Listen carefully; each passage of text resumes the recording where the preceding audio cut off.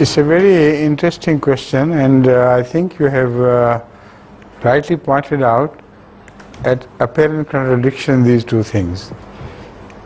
If man is born on fitrat Allah, so then Satan has nothing to do with him. You understand? So where does Satan come from then later on? The fact is that every child is born innocent. No child is born with Satan. So that is a great advantage to mankind, is a big start. But after he is born, then he is being soiled, and gradually Satan enters the child from their parents, for instance.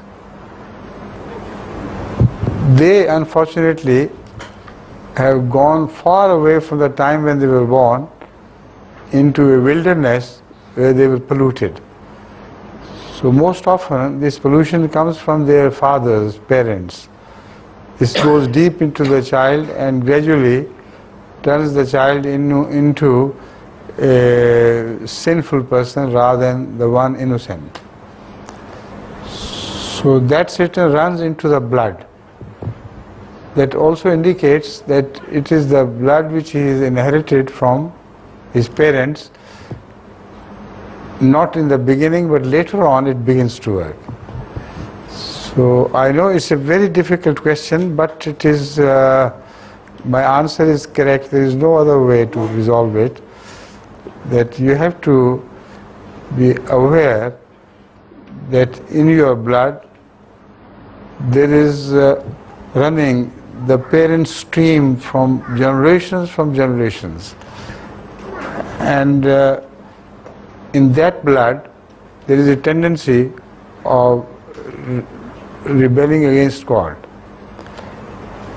But Rasul sallallahu alaihi wasallam has also said that his Satan has become Muslim. That is to say, whatever runs in his blood is exactly like when he was born. So after effect of growth in a polluted atmosphere has been completely wiped out, and there is no message he can hear from within but that of true dedicated obedience to Allah.